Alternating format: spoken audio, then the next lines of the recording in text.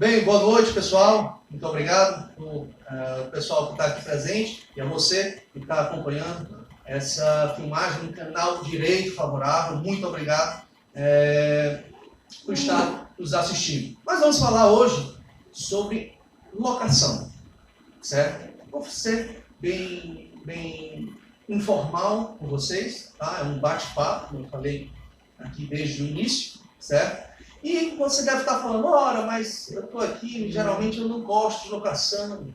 Pessoal, você que é advogado, certo? Ou você é um corretor aqui? Um corretor de imóveis? Pronto. Você que é advogado, certo? Pelo menos uma vez na vida, você vai fazer um contrato de locação. Uma vez. Seja para você, certo? Ou seja para aquela tia que sabe que você é advogado e que vai lhe ligar quando ela estiver precisando fazer um contrato de locação. E eu vou dizer mais. Esse seu trabalho vai ser de graça. E você tem que fazer bem feito, porque se não fizer bem feito, ela vai te excluir do grupo da família. Então, aqui eu trouxe para vocês aspectos práticos, certo? Eu gosto de fazer, não gosto tanto da teoria, eu acho legal numa palestra dessa, bate-papo, sempre falar do aspecto prático, tá? Trouxe aqui para vocês alguns pontos das principais cláusulas de locação, para se fazer um contrato de locação, e as novas modalidades de locação, para a gente ficar bem a par do que realmente está vindo aí no mercado imobiliário, tá certo? Antes de tudo, nós temos que saber aonde a gente está pisando. Qual é a lei que rege a locação de imóveis no Brasil? É a Lei 8245 de 1991, certo? Houve uma alteração na lei, que é a Lei 12.112 de 2009, que a imprensa, na época, certo? Noticiou dizendo que era a nova lei de locação. Porém, essa Lei 12.112, ela fez apenas algumas alterações na lei de locação, correto? Então, atualmente, a lei que rege a locação é a 8245 de 1991. Esses, pessoal, são os principais elementos de um contrato de locação, certo? Partes.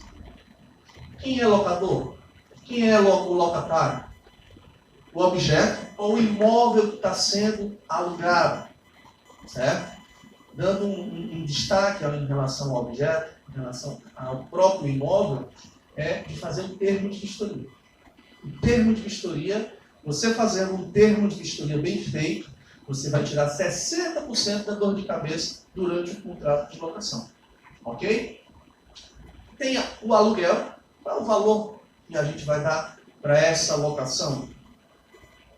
Garantia também. A nossa lei de locação, no artigo 37, ela nos traz 4 opções das garantias. Porém, o Secov, no Rio de Janeiro, fez uma pesquisa que a principal ainda é o fiador. Tá? Eu trouxe alguns pontozinhos aqui para a gente ver de uma maneira melhor, tá? Mas sem formalidade, para ser algo bem bacana, tá certo? Um dos pontos também é a multa. Né? Existem alguns tipos de multa no contrato de locação, tem um prazo e algumas cláusulas especiais. Você que é corretor, você que é advogado do inquilino, essas são as cláusulas imprescindíveis que tem que ter, tem que colocar, tá? no teu contrato de locação. Ok? Então a gente vai ver isso de acordo aqui com a sequência do nosso bate-papo. Primeiro, pessoal, partes. Será que o locador necessariamente é o proprietário do imóvel? Já vi muitos amigos advogados, tá? Perguntando, olha, eu preciso saber qual o nome da matrícula, qual é o titular da matrícula, quem é o dono do imóvel para colocar aqui no contrato de locação. Será que realmente, necessariamente, tem que ser o proprietário locador? Não. Necessariamente, pessoal, precisa da assinatura do locador. Quando a gente faz um contrato de locação, certo? a gente transfere a posse, certo? Existe uma diferença de domínio e posse. E no contrato de locação a gente fala de posse, tá? Não é o domínio. Então, o locador pode ser uma outra pessoa que não seja o proprietário. Como, por exemplo, Apolo, eu trouxe aqui para vocês, o cônjuge. Vamos dizer, por exemplo, que existe o seu Francisco e existe a Dona Maria, certo? E o imóvel está no nome da Dona Maria. E a Dona Maria, num exato momento, num período lá trabalho, está no Rio de Janeiro, e quem está no imóvel é o seu Francisco. E chego na minha imobiliária para alugar o imóvel. Será que eu tenho que pedir para a Dona Maria, do Rio de Janeiro, vir até a Fortaleza para assinar o contrato de locação? Não, não precisa disso. O seu Francisco, no nosso exemplo, ele tem a posse. Então ele pode locar aquele imóvel.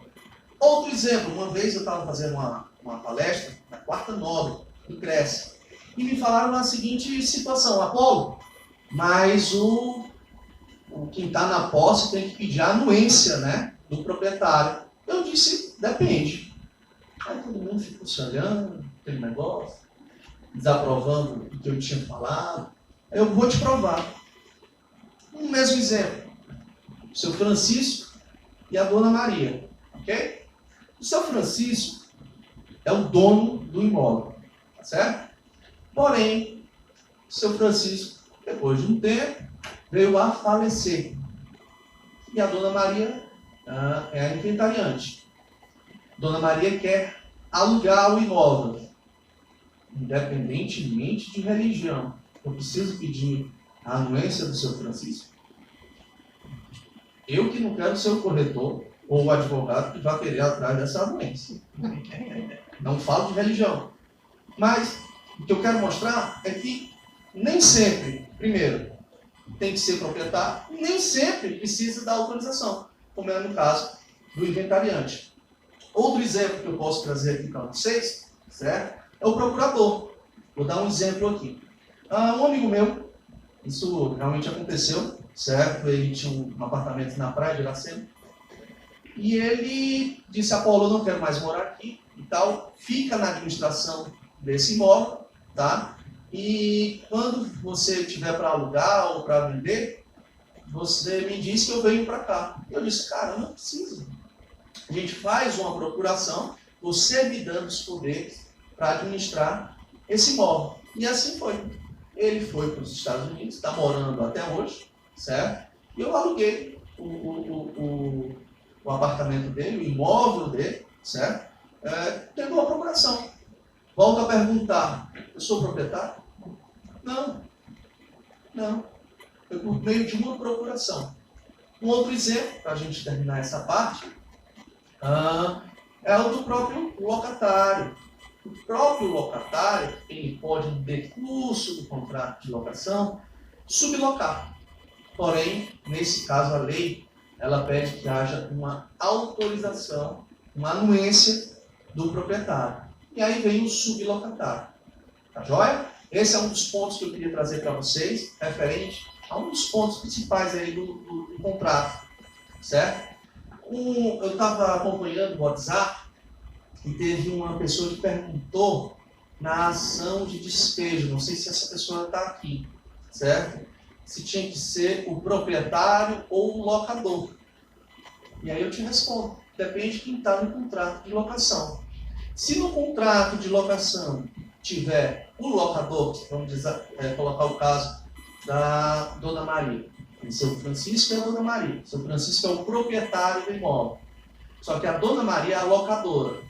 Numa ação de despejo, quem está no polo ativo da ação é o proprietário ou o locador? O locador. O locador. Se você colocar um proprietário, a sua petição vai ser inérita. Ok? Certo? Então esse é um ponto que eu achei interessante trazer para vocês. Outro ponto que eu trouxe para vocês é em relação ao aluguel. Pessoal, na nossa lei, a lei de locação, ela é regida por um princípio. Qual é o princípio? O princípio da autonomia da vontade das partes. Existe alguma tabela que disciplina o valor de determinado apartamento? Ah, um apartamento de 30 metros quadrados, com um quarto, não sei o quê, tem que ser tantos reais. Apartamento de 3 quartos tem que ser tantos. Não tem. E a própria lei diz, no artigo 17, que é livre. É livre a convenção do aluguel, vai dar a sua estipulação em moeda estrangeira e sua vinculação à variação cambial. O que eu quero mostrar para vocês é inteiramente livre. Inclusive eu, nesse período que foi uma baixa no mercado imobiliário, mas graças a Deus o mercado está melhorando cada vez mais, mas eu já aluguei aluguel por um preço 50% do que seria realmente o seu valor. Mas justamente porque se eu deixasse o apartamento, no caso era um apartamento desocupado, o condomínio era R$1.000. Então pesaria para o locador todos os meses, fora o IPTU, fora às vezes o próprio desgaste do imóvel, para fazer uma limpeza, para fazer, enfim, reparos. Então o imóvel valeria R$1.500 no mercado comum, e a gente alugou por R$750. Ou seja, quase 50%. 50%. Eu quero mostrar que é livre. Dia do pagamento e local do pagamento. Se por acaso, pessoal, no contrato de locação não ter definido o dia do pagamento, como é que fica? Fica dia 5, fica dia 10, fica dia 15. Pessoal, a lei, ela vislumbra, certo? Não havendo uma data estipulada para se realizar o pagamento vai ser no 6º dia útil do mês seguinte. Geralmente, nas locações, no seguinte raciocínio: você utiliza o imóvel e depois paga. A gente vai ver já que só há 2 maneiras de se fazer o pagamento antecipado daquela locação. Em regra, você utiliza o imóvel, certo? E depois de um mês, você paga aquele aluguel. Posso fazer, pessoal, uma parte fixa e uma parte variável? Posso. Acontece muito em shopping center, acontece muito em posto de gasolina, certo? Geralmente, posto de gasolina, principalmente no interior. Já peguei muito caso de posto de gasolina que o terreno, por ser muito grande, geralmente posto de estrada, tem a recepção muito grande de caminhoneiros, precisa de um terreno muito grande. E geralmente, se a gente for colocar na ponta do lápis para dar um parecer de aluguel, a gente faria um aluguel de R$40.000, certo? E às vezes o cara está começando a montar o seu posto e não tem condições de pagar esse aluguel de R$40.000. O que a gente faz? Ora, a gente estipula essa parte fixa e a outra parte variável. A parte variável, pessoal, vai ser na porcentagem do lucro que aquela empresa vai ter. Como eu disse, é livre a convenção do aluguel. A gente pode estipular. Se eu quiser, eu posso dar uma carência de 3 meses. Muitas vezes acontece de eu pegar um imóvel, o imóvel precisa de alguns reparos, certo? Às vezes eu pego, por exemplo, uma sala crua, certo? Eu estou administrando uma sala crua. Sala crua, que a gente diz, é uma sala que não tem um piso, não tem a cerâmica ainda, não tem as paredes forradas e não tem o teto forrado. E a gente dá uma carência. 3 meses para a pessoa ajeitar. Então, é muito há essa liberdade entre o locador e o locatário para fazer esse reajuste em relação ao contrato de locação. Joia? Pagamento antecipado, como eu tinha falado para vocês. A regra, pessoal, é a gente utilizar o imóvel e no final a gente faz o pagamento. Porém, só existem 2 possibilidades que a Lei 8245 traz para a gente, que pode realizar o pagamento antecipado. Só essas 2 possibilidades. Está no artigo 20. Salvo as hipóteses do artigo 42 e da locação para a temporada, o locador não poderá exigir o pagamento antecipado do aluguel. As 2 exceções, pessoal, é o seguinte: como o próprio artigo 20 já diz, a locação por temporada. Vou dar uma locação por temporada, por exemplo, no carnaval, eu posso cobrar aquele aluguel antecipado. Lembrando que a locação por temporada, a característica dela principal é o prazo, que é até 90 dias, certo? E nos contratos do artigo 42. Quais são esses contratos? São os contratos que não possuem nenhuma garantia. Contratos que não possuem garantia, não possui a calção, não deu fiador. Geralmente a gente aluga para sogra, para cunhado. A gente não vai pedir uma calção, um fiador para sogra e para cunhado. Mas também, por outro lado, a gente pede o aluguel antecipado.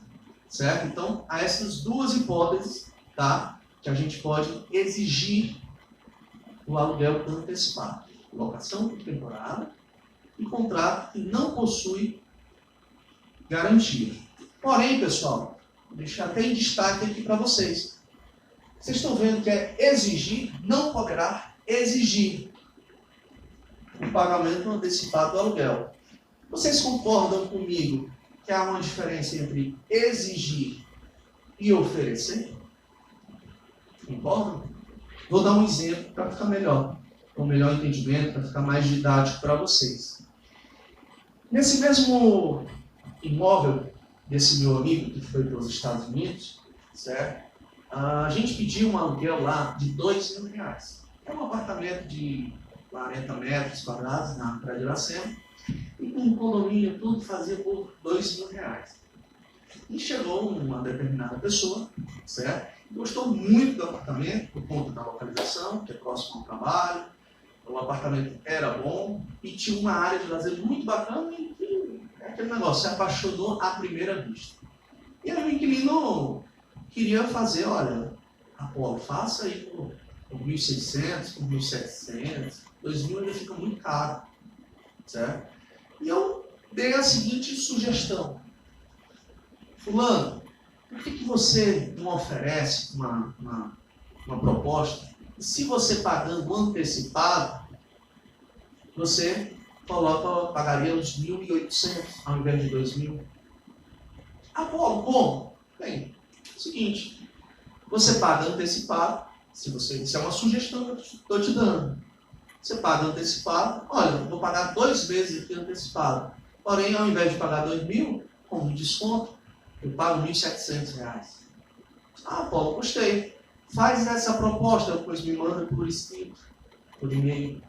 É justamente, pessoal, para eu me precaver, certo? Já vou dizer por quê.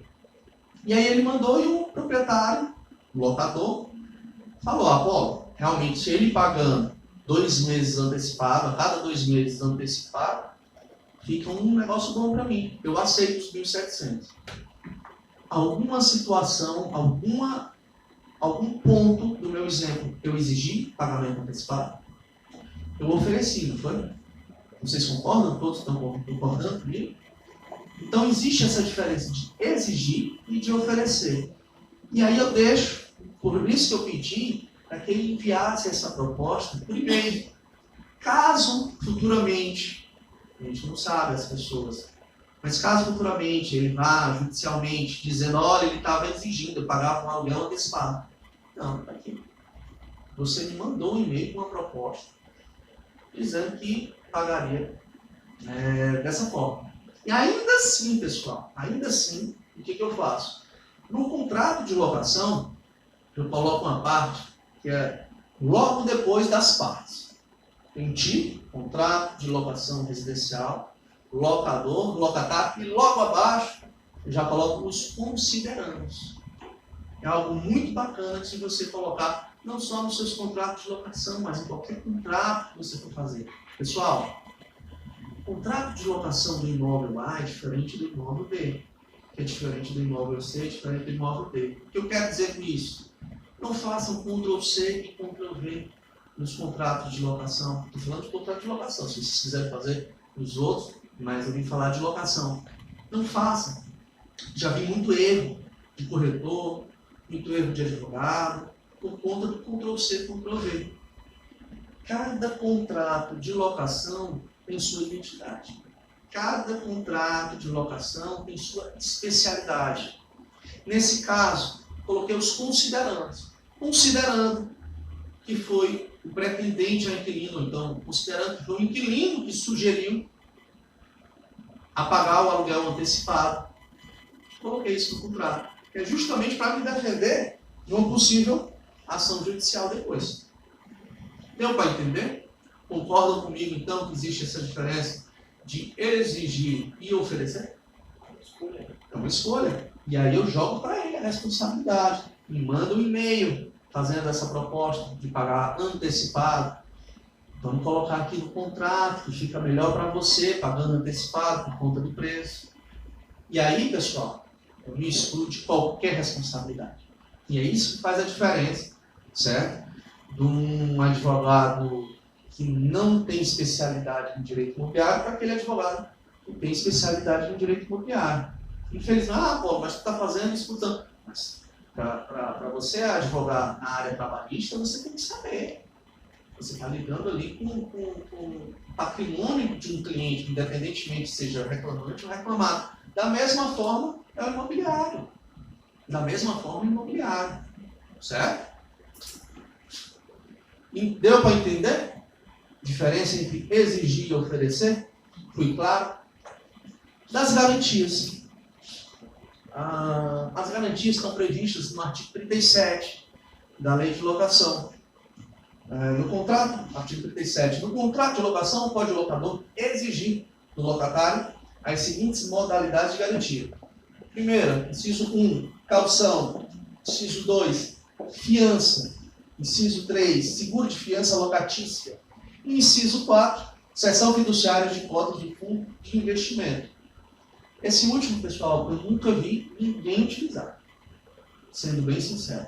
E como eu falei no começo do nosso bate-papo, o Secov do Rio de Janeiro fez uma pesquisa para saber quais são as garantias mais utilizadas nos contratos de locação. E a campeã ainda é o fiador.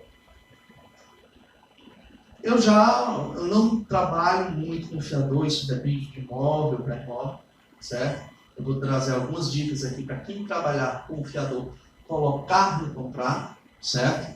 Mas eu não gosto muito de trabalhar com o fiador. Depende do fiador, certo? Dizem que você ser fiador é o primeiro passo para quebrar uma amizade ou quebrar uma família, né? Já dizia o Provérbios, não seja fiador. E aí, pessoal, vamos falar aqui, só dar uma breve explanada aqui em relação à caução.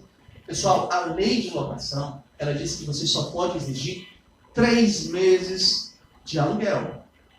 O que eu vejo aí nas imobiliárias... Exige 6, né? Tem imobiliária que exige 6. Tem imobiliária que exige 5. Certo? Diga lá a tua pergunta. Como é teu nome e a tua pergunta? Edmar. O Edmar, diga lá, Edmar. Essa modalidade que estão costumando agora utilizar, que é seguro fiança.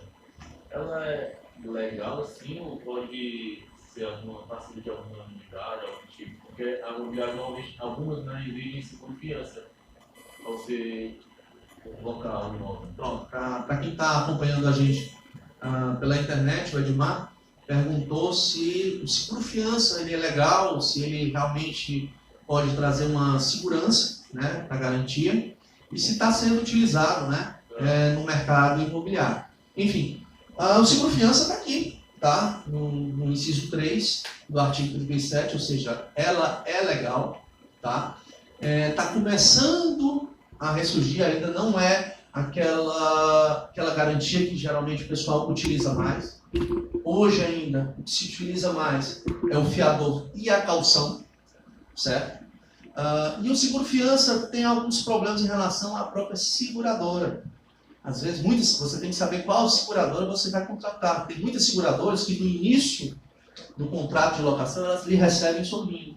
E quando você precisa, elas fazem maiores pretextos para resolver aquele determinado ponto, certo? Então, o que eu estava falando é em relação à caução, que a nossa lei, ela diz que ela tem, a imobiliária, o administrador do imóvel, só pode pedir até 3 vezes o aluguel. O que a gente vê na prática, Edmar? A gente vê na prática o pessoal pedindo 6. Além do aluguel, estão pedindo condomínio, IPTU. E a lei é muito clara. Ela diz 3 meses do aluguel. Porém, eu vou tecer meus comentários que realmente eu trabalho de acordo com a lei. Mas 3 meses de aluguel realmente é pouco para dar uma garantia. Eu estou falando aqui de imóvel, depende. Você pode alugar um imóvel que seja só sem mobília. Aí você depois pega um imóvel com mobília, com ar-condicionado, com vidro, com uma cristaleira, com alguma coisa. Então acaba sendo 3 meses muito barato, certo? Isso ainda acredito que, não sei, mas seria um ponto crítico meu em relação à lei. E um outro caso que o pessoal, geralmente eu vejo na prática fazendo, é pedir 2 modalidades de garantia. Pedir a caução e pedir um fiador. Pedir o seguro-fiança e pedir a caução. Isso é uma contravenção penal. A nossa lei, a Lei 8245, ela, além de falar do direito material, ela fala também do direito penal. Viu, Sinfônia? Ela fala também do direito penal. Está no artigo 43 e artigo 44 da nossa lei. E vou dizer mais.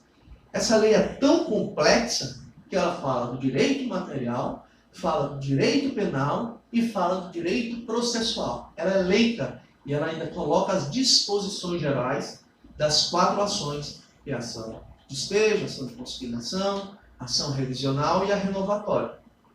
Vocês conhecem alguma outra lei que fala de tudo isso, que abarca tudo isso, tanto o direito material, o direito processual, o direito penal? Eu não conheço. Então essa lei, um dos autores da lei, o Silvio Capanema, eu recomendo a leitura para quem está entrando nessa área, certo? Recomendo a minha leitura também. Mas ano passado eu fiz um livro com a autoria com meu pai falando da parte da ótica do corretor e eu falando da ótica do advogado. Tá? E, enfim, é algo bem didático, tá? Então pronto, pessoal. Em relação à fiança, a figura do fiador, eu trouxe alguns pontos aqui para debater com vocês. Hoje em dia, como a gente falou aqui, quando a gente começou a falar sobre a fiança, hoje em dia a fiança está muito desgastada. Ninguém acredita mais na fiança. Por que ainda é a garantia mais utilizada nos contratos de locação? Simples, porque é a mais barata. Basta do contrato de locação uma caneta e uma assinatura. Diferente da caução, diferente do seguro-fiança, diferente do título de capitalização. Título de capitalização, certo? Então, a fiança ainda é muito utilizada por ser a forma mais barata, não gera nenhuma despesa para as partes, principalmente para o inquilino, certo? Vai gerar um desfazimento de amizade futuramente, mas a priori seria a garantia mais gratuita, vamos dizer assim. E aí eu trouxe alguns pontos para vocês sobre o fiador. Tá? Súmula 332 do STJ, certo? Que diz: a fiança prestada sem autorização de um dos cônjuges implica ineficácia total da garantia. Ou seja, pessoal, se você for atrás de um fiador, tem que ter a assinatura ou do marido ou da esposa daquele fiador. Se não tiver a assinatura do marido ou da esposa, do cônjuge, vai ter uma ineficácia daquela garantia, certo?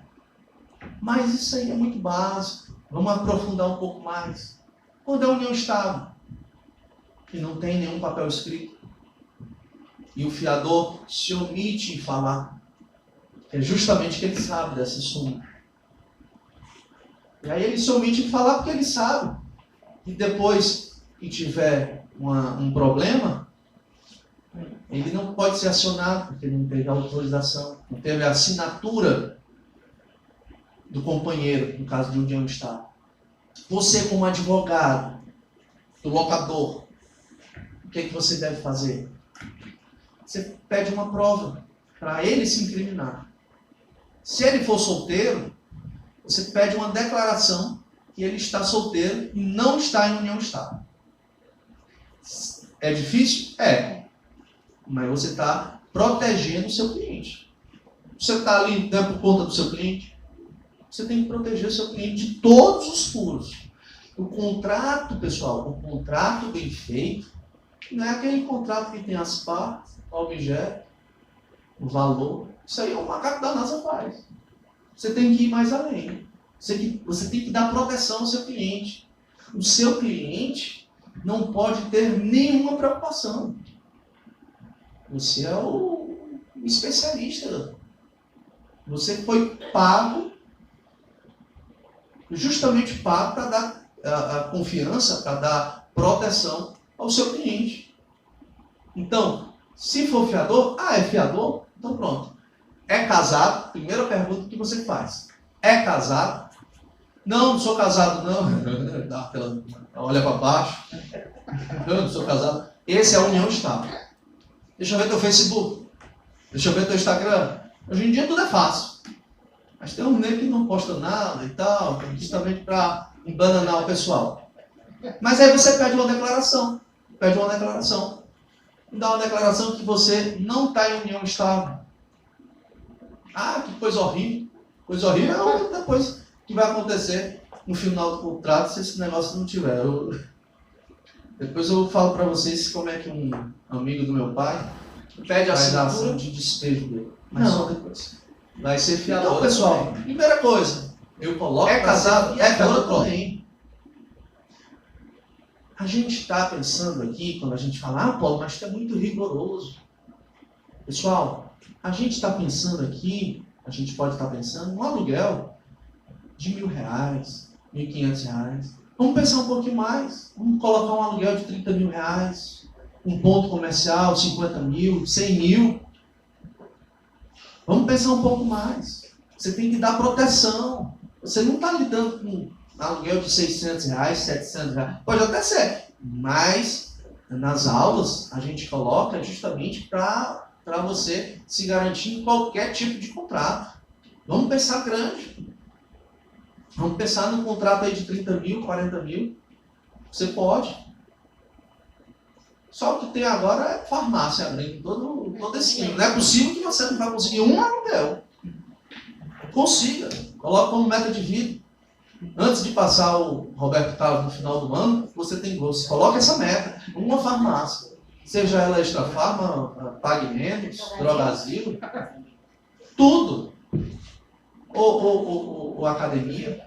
Está abrindo também a academia. Açaí, bota alguma... Mas bote meta. Vamos alugar. Certo? Então, pessoal, em relação... É casado?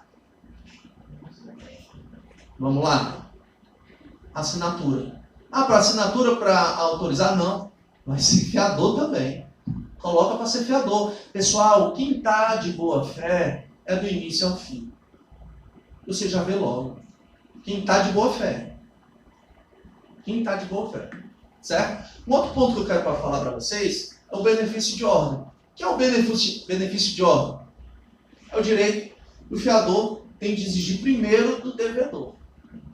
Numa execução ou numa cobrança, certo? Geralmente os contratos, existe esse benefício de ordem. O inquilino está devendo, aciona o fiador e o fiador diz, benefício de ordem. Primeiro tem que acabar os bens do inquilino para depois vir para o meu. É? Pois no nosso contrato, certo? Coloquei aqui, dica, não sei se vocês estão conseguindo ver quem está mais aí atrás. O fiador deverá assinar o contrato de fiança e renunciar ao benefício de ordem. Tem que renunciar ao benefício de ordem.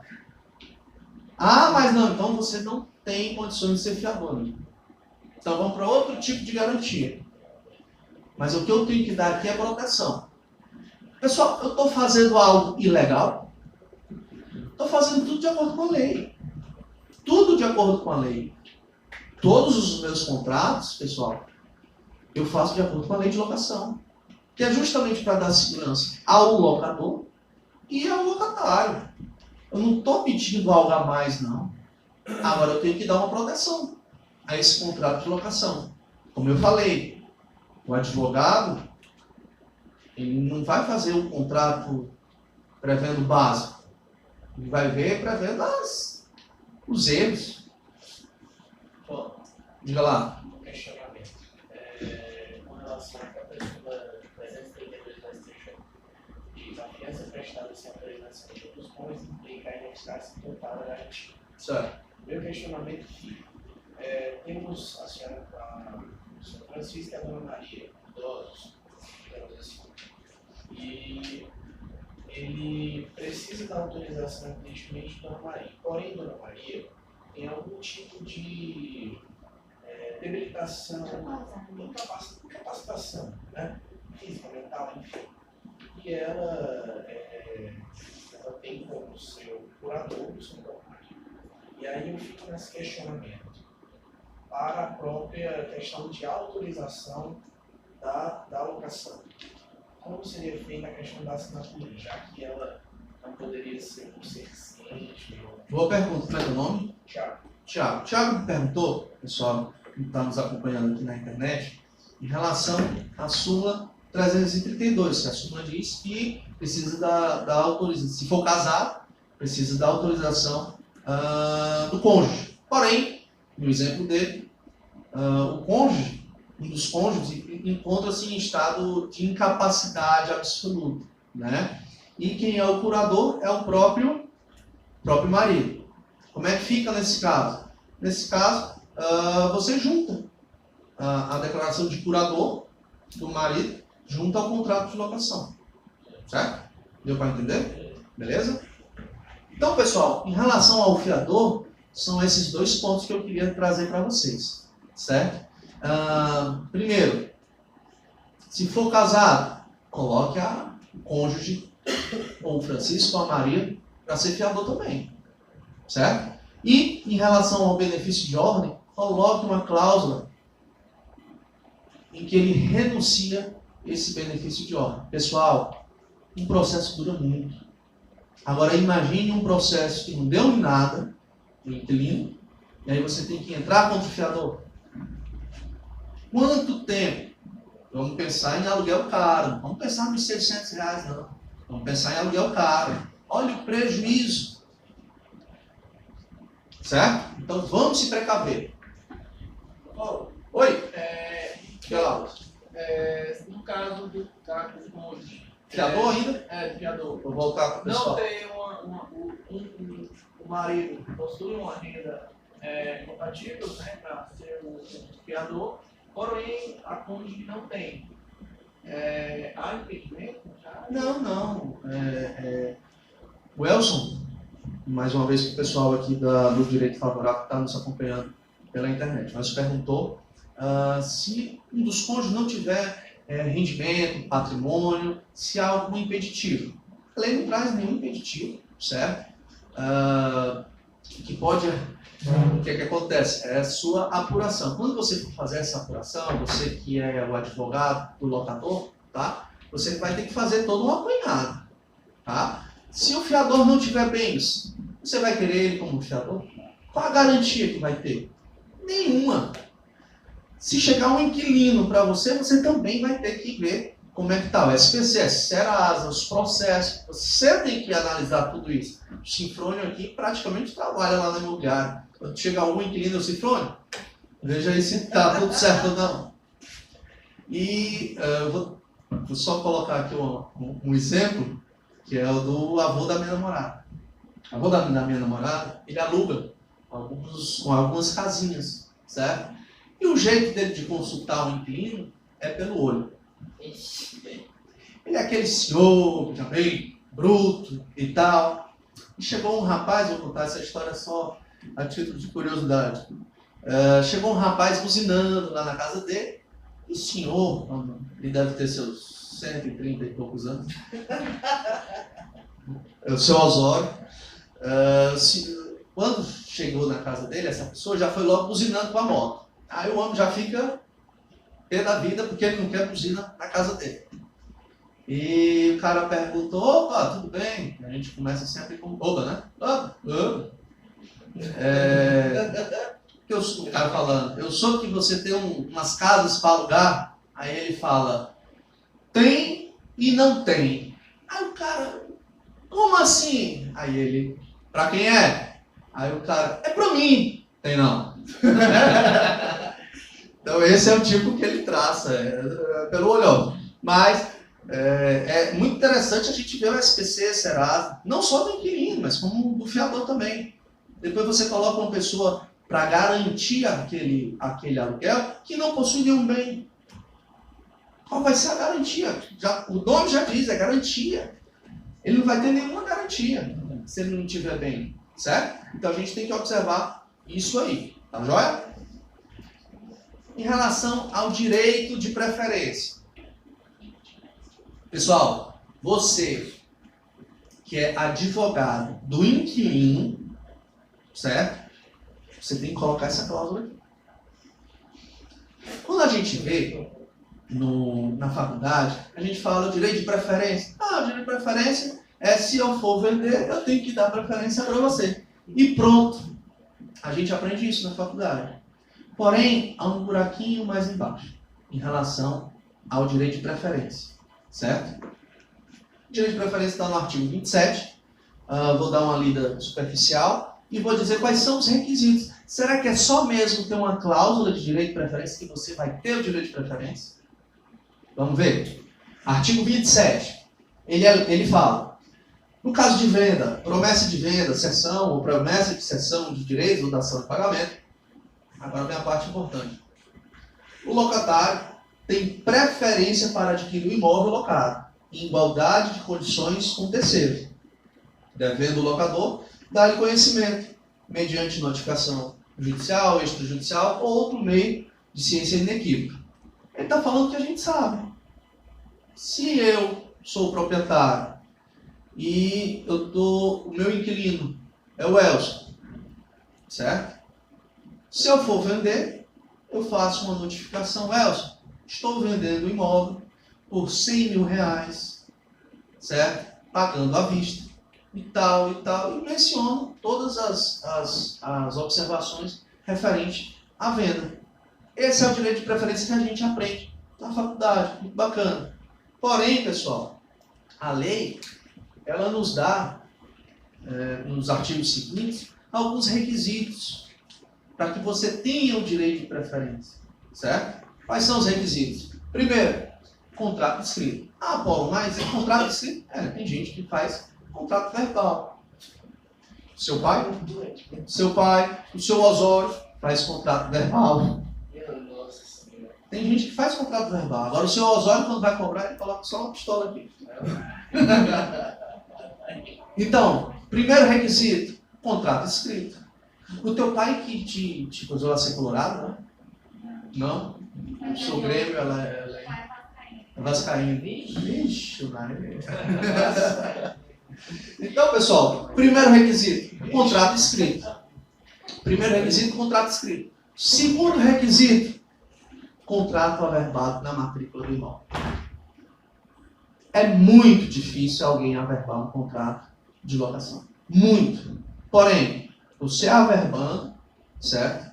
Você vai dar ao seu cliente o direito de preferência para adquirir aquele imóvel. Ok? Tá certo? Uma outra cláusula muito importante para quem for advogado de inquilino é colocar a cláusula de vigência. Vamos dizer que o Elson fez direitinho e tal, a gente colocou a cláusula de preferência. Não, tudo bem. Se eu for vender, quem vai ter a preferência é o Elson, certo?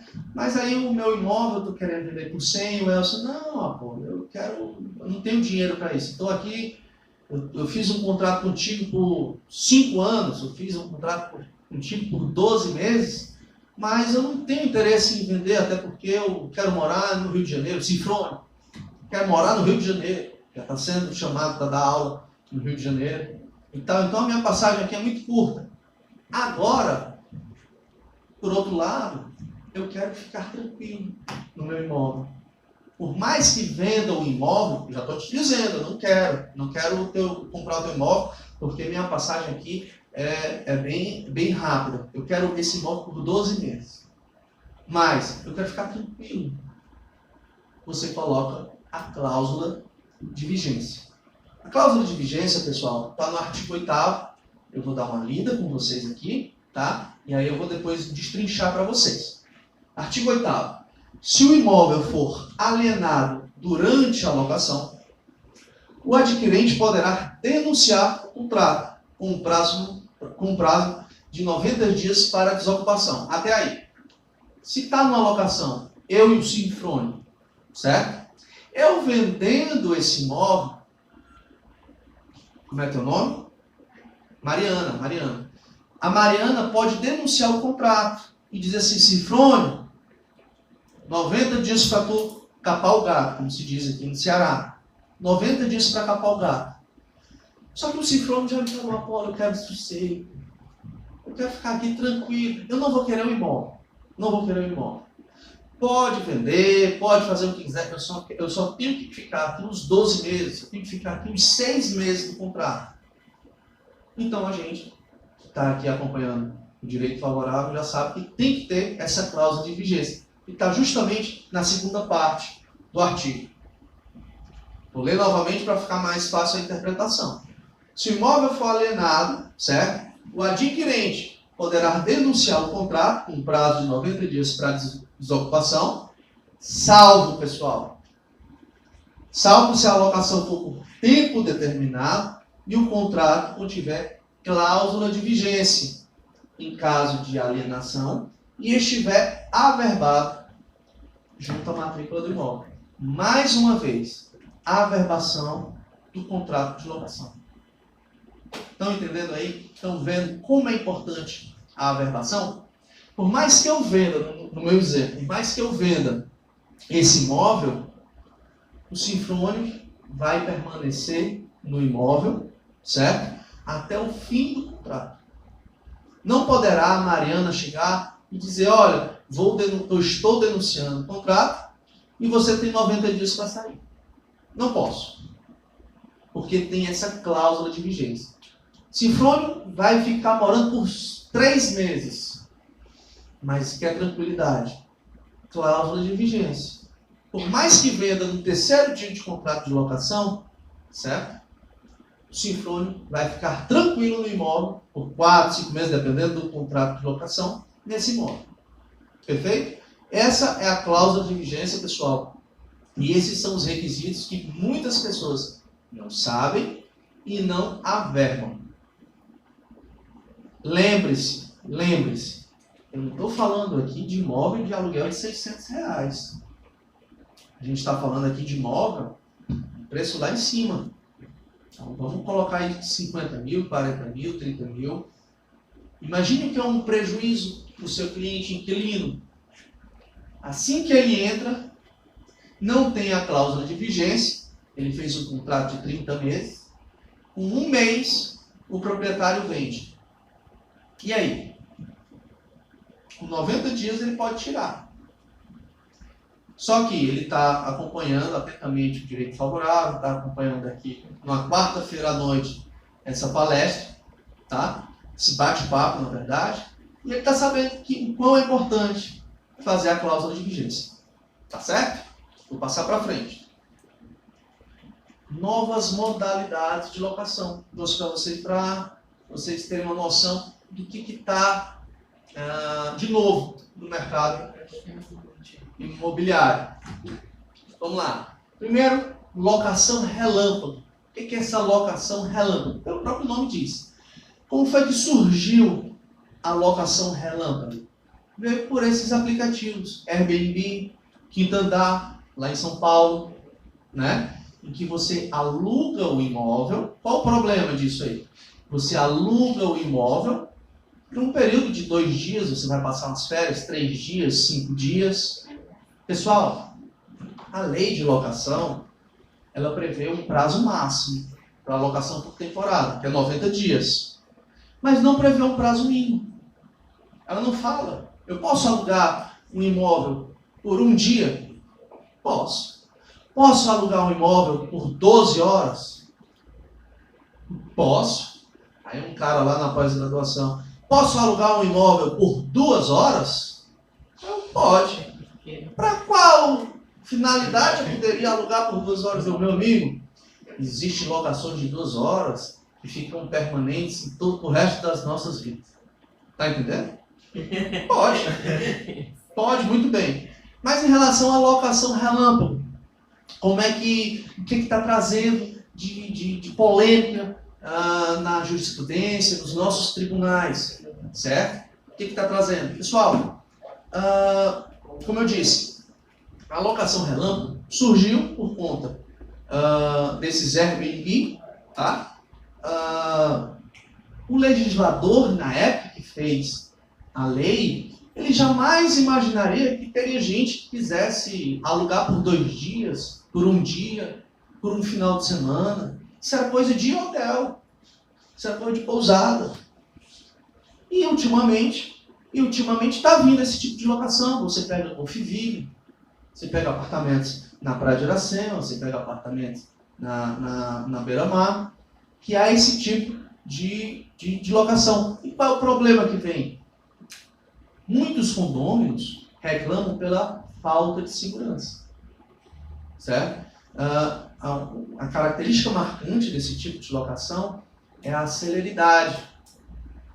Um dia está uma pessoa, outro dia já está outra pessoa, então tem uma rotatividade acelerada. E isso traz prejuízo para determinados condomínios, certo? Em relação à segurança, em relação ao sossego. Muitos casos são pessoas que estão passando férias aqui. Então não está nem aí para o descanso dos outros. Quando a gente está de férias, a gente coloca para dormir para depois. Já vi casos de condomínio que tinha nas filmagens gente correndo pelado pelos corredores. Ah, você está falando isso? Sim, não é problema. Acontece. Então, e aí surgiu duas correntes. Vou já abrir tua pergunta. Já foi? E aí aconteceu de surgir duas correntes. A primeira corrente que diz que é perfeitamente possível fazer esse tipo de locação com 2 fundamentos. Primeiro, direito de propriedade. Posso fazer com o meu imóvel. Se eu quiser locar, eu posso locar. O outro fundamento, pessoal, é referente ao quê? A lei de locação ela não prevê um prazo mínimo. Então eu estou seguindo a lei. Se ela não prevê, então eu posso. Já outra corrente, certo? Que é capitaneada por síndicos apavorados, dizem que isso é constrangedor, certo? A fundamentação é o abuso do direito de propriedade. Já está usando essa propriedade de uma forma abusiva e nociva. Teve um advogado no Rio de Janeiro que conseguiu que o condomínio não alugasse mais por esse tipo de locação, que é o bed and breakfast. É o cara que só vai dormir, tomar café e já vai embora. Vamos lá. Qual foi a fundamentação desse advogado? Existem condomínios e condomínios. Uma coisa é eu locar um apartamento por um final de semana ali no Golfville. São 80 blocos, cada bloco com 3 por andar, enfim, é uma eternidade. E há condomínios que são pequenos. Às vezes é um prédio de 5 andares, 2 por andar, e todos os vizinhos se conhecem. Todos os vizinhos se conhecem. Então, nesse caso específico, era um apartamento desse jeito, era um edifício desse jeito. E que isso estava trazendo transtorno aos condôminos. Porque todos se conheciam, mas vinha aquela barulheira, vinha o sossego. Fora isso, tem um gasto com energia, não só da unidade autônoma, mas gasto da energia da área comum, água da área comum, segurança. E aí eles conseguiram.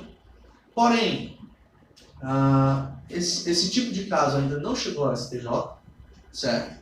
Não chegou ainda. Estou gravando, a gente está nessa aula. Dia hoje, 24 de abril, certo? Por isso que eu estou falando. Depois vamos ver. Mas é interessante eu ressaltar isso. E a corrente que está prevalecendo até então, certo? É que não há um impedimento.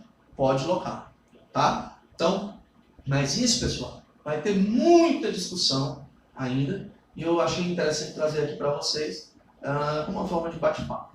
Tá certo? Na convenção pode estipular a proibição? Convenção? Pode. Se todos estiverem de acordo, né? Mas nesse caso, o de propriedade nesse caso, sobre Pronto. É justamente isso. Teu nome é o? Edmar. O Edmar está perguntando se tiver na convenção. É justamente isso, o Edmar, que está se debatendo. E por isso que ainda não teve nenhuma corrente, uma corrente majoritária, vamos dizer, dos tribunais. Ainda aquela está sendo muito discutido, principalmente nas comissões de direito imobiliário, enfim, tá certo? Um outro tipo de contrato, pessoal, é o build to suit. Acho melhor eu não conceituar, acho melhor eu exemplificar, para ficar melhor a didática, tá certo? Vamos dizer, pessoal, uma grande empresa quer montar uma filial. Vamos imaginar, vamos pegar um exemplo de uma farmácia, para ficar interessante para a gente. Vamos colocar um exemplo de uma farmácia que quer montar a sua filial em outro ponto. Antes, o que essa empresa tinha que fazer? Primeiro, comprar o terreno. Depois, fazer um projeto. Terceiro, contratar uma construtora para fazer aquele imóvel naquelas características. E depois teria que se instalar naquele imóvel. Não é isso? Hoje, o que é que o pessoal está fazendo? Hoje, vamos atrás de um investidor.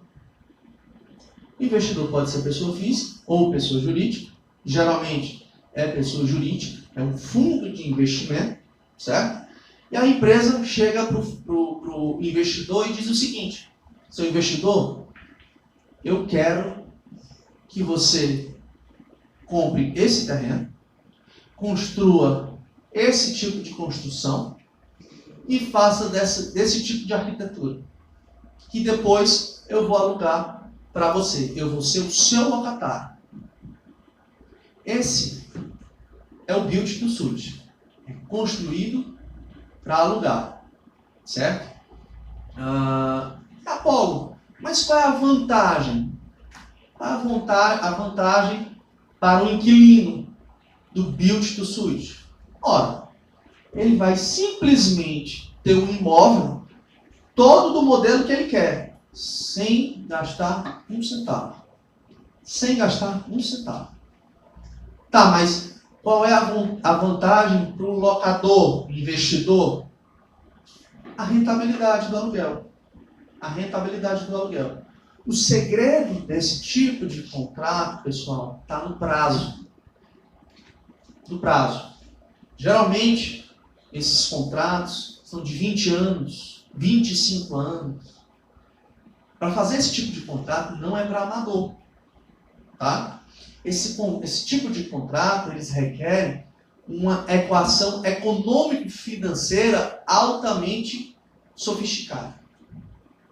O investidor vai ter que calcular o que ele gastou e vai ter que colocar também o seu lucro. Lógico. Certo? Tu tinha uma pergunta? Era isso? Então, o segredo desse contrato, pessoal, é o prazo. Se faz por menos de 20, 25 anos. Certo? E o que aconteceu? Os advogados, o pessoal dos investidores, esses investidores, viram que a lei trazia alguns riscos. Trazia alguns riscos para eles, investidores. Primeiro, o artigo 4º da lei de locação. O artigo 4º da lei de locação, ele diz o seguinte, que o inquilino tem o direito potestativo de rescindir o contrato na hora que ele quiser. desde que pague a multa, certo? Desde que pague a multa proporcional ao período já utilizado.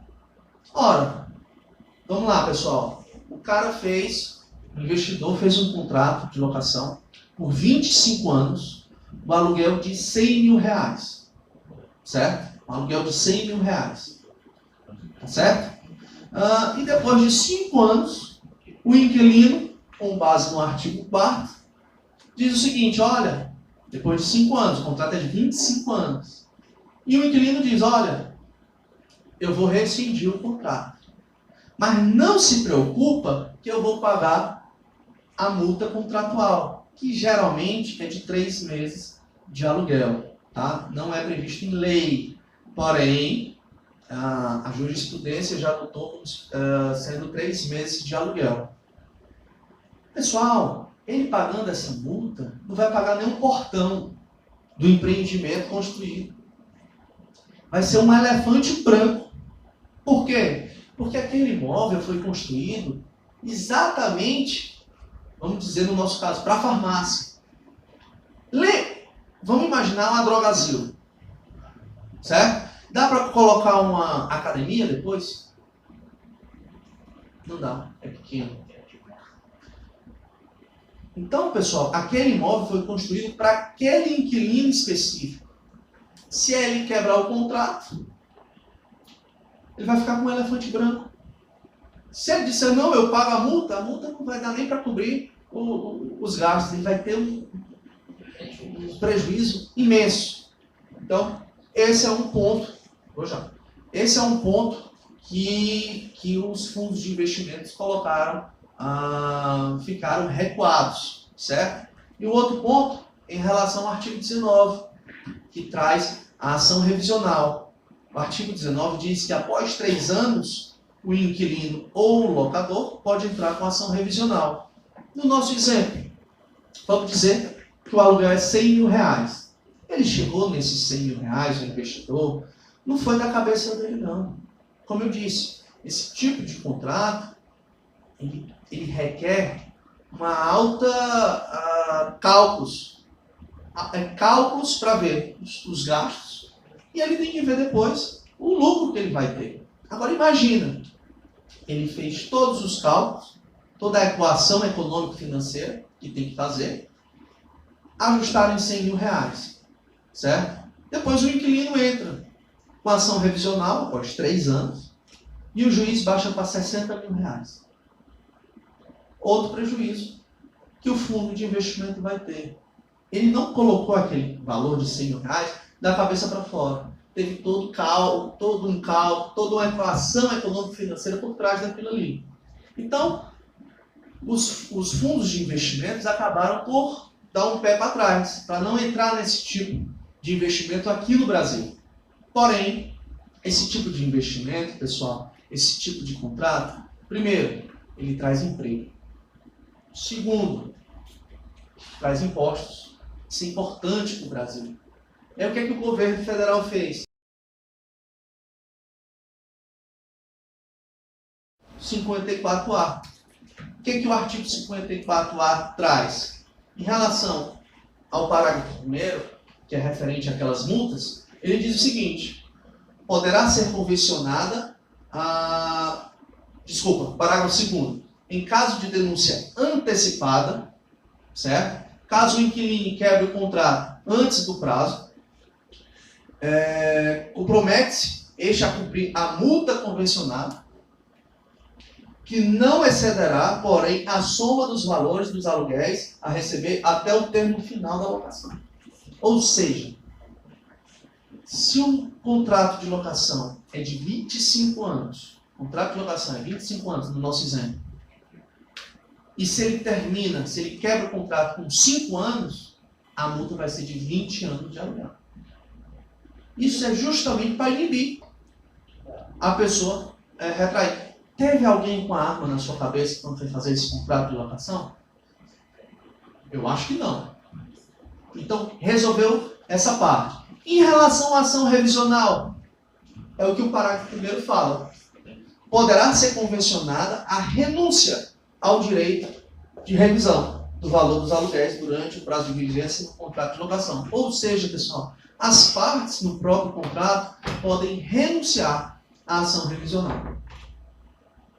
Vocês entenderam aí a dimensão do que é um contrato build to suit?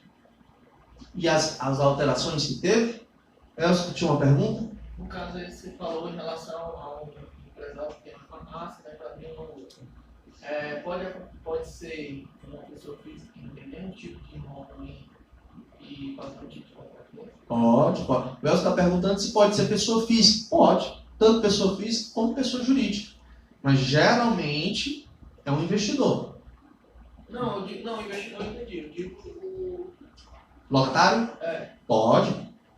Agora, deixa eu te dizer, esse tipo de locação, build to suit, é só para locação não residencial. Ok? Serve só para locação não residencial. Terminando, vem a polêmica. Esse tipo de contrato ainda está novo, pessoal. Esse tipo de contrato ainda está novo. Os contratos começaram agora. Mas daqui a 20 anos, 25 anos, quando terminar os contratos, como é que vai ser? Para renovar o contrato, nós vamos deixar o mesmo valor? Nós vamos deixar renovar com o mesmo prazo de 25 anos, no nosso exemplo? Isso aí fica uma pergunta que vai ser respondida daqui a uns anos. Eu espero que o Marcelo me chame novamente, o pessoal do Direito Favorável, o Edson e tal, o Eric, me chame para falar mais uma vez disso aqui, que aí a gente vai trazer as respostas. Mas vai ter muita areia ainda para a gente chegar à resolução desse tipo de contrato. Tá joia?